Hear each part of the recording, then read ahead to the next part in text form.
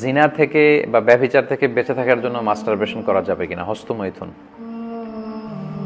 না সম্মানিত ভাই, এটা আপনি করতে পারবেন না।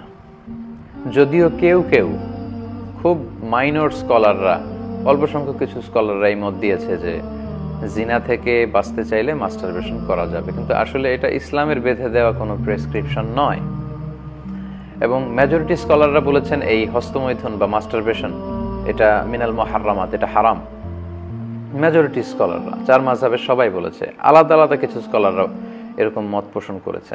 আল্লাহ সূরাতুল মুমিনুন, আল্লাহ যখন মুমিনদের গুণাবলীর কথা বলছেন, আল্লাহ বলছেন ওয়াল্লাযীনা হুম লিফুরুজিহিম হাফিযুন, বিশ্বাসী বান্দাদের বৈশিষ্ট্য তো এই যে তারা তাদের প্রাইভেটকে হেফাজত করবে, মানে তাদের লজ্জাস্থানের হেফাজত করবে। এটা অত্যন্ত গুরুত্বপূর্ণ।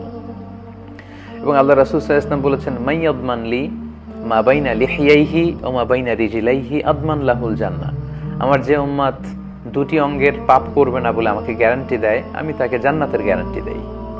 তার একটি হচ্ছে দুই চোয়ালের মাঝখানে যা আছে মানে জিহ্বা, আর দুই পায়ের মাঝখানে যা আছে মানে লজ্জাস্থান, এই দুইটি অঙ্গের পাপ যদি কেউ না করে তাকে বিষ্ণু ইসলাম জান্নাতের গ্যারান্টি দিয়েছেন।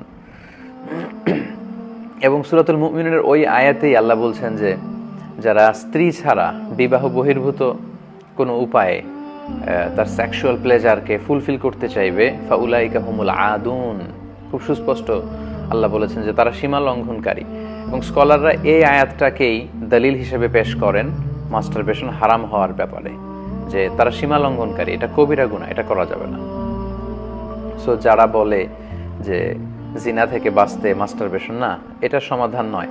আমরা যদি ইসলামিক সলিউশনের দিকে খেয়াল করি তাহলে দেখব যে আল্লাহ কোরআনে ধৈর্য ধারণ করতে বলেছেন, বিয়ে করতে বলেছেন, ওয়ালিয়াস্তাফিফিল্লাযীনা লা ইয়াজিদুনা নিকাহান হাত্তা ইউগনিয়াহুমুল্লাহ, আল্লাহ কাউকে সামর্থ্য দেওয়ার আগ পর্যন্ত সেজন্য নিজেকে বাঁচিয়ে রাখে, পবিত্র অবস্থায় থাকে, সেজন্য ধৈর্য ধারণ করে।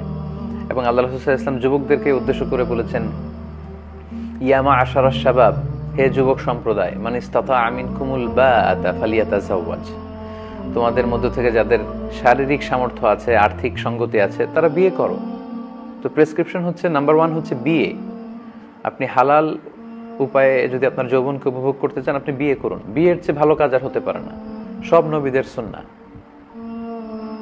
সো আপনি মাস্টারবেশনের এই ঝামেলা থেকে বাঁচতে যুবক ভাইদেরকে আমি বলবো, প্রিয় ভাইরা, তোমরা বিয়ে করো, বিয়ের প্ল্যান করো। কেননা ফাইন্নাহু আগাদ্দু লিল বাসার, আল্লাহ রাসূল সাল্লাল্লাহু আলাইহি ওয়াসাল্লাম বলেছেন চোখকে সংযত রাখার একটা চমৎকার মাধ্যম হচ্ছে বিয়ে। আপনি যদি বিয়ে করেন এবং স্ত্রীর সাথে আপনি সময় কাটান, আপনার এদিক সেদিক চোখ যাবে না, নজর যাবে না। ওয়া আহসানু লিল ফারাজ, এবং চরিত্র হেফাজত বা লজ্জাস্থানের হেফাজতের একটা বড় মাধ্যম হচ্ছে বিয়ে। ওমান লাম ইয়াস্তাতি' ফাআলাইহি বিসসাওম, আর যার পক্ষে বিয়ে করার হয়তো টাকা নেই বা শারীরিক সামর্থ্য নেই, সব মিলে হয়ে উঠছে না ব্যাটে বলে, আল্লাহ রাসূল সাল্লাল্লাহু আলাইহি ওয়াসাল্লাম যে প্রেসক্রিপশন দিয়েছেন সেটা হচ্ছে ফাআলাইহি বিসসাওম, হি শুড ফাস্ট, তার রোজা রাখা উচিত। ফাইন্নাহু লাহু ভিজা, কেননা এই সিয়াম, এই রোজা বা এই নফল সিয়ামের মধ্য দিয়ে এটা ভিজা, এটা কাইন্ড অফ প্রোটেকশন, এটা ঢালের মতো। ঢাল যেমনি যুদ্ধে আঘাত থেকে বাঁচায়, তেমনি সিয়াম আপনাকে বাঁচাবে। তো এই ব্যভিচার থেকে বাঁচার জন্য আপনি মাস্টারবেশন কেন করবেন, যেখানে ইসলাম বলেছে আপনাকে বিয়ে করতে না পারলে আপনি ধৈর্য ধারণ করবেন এবং আপনি সিয়াম পালন করবেন। তো আমরা যদি সিয়ামের অভ্যেস করি এবং খুব দ্রুত বিয়ে করার প্ল্যান করি, তাহলে দেখা যাবে যে এই বিষয়গুলো, এই অভ্যেসগুলো আমাদের মধ্য থেকে অনেকটাই কেটে যাবে ইনশাআল্লাহ।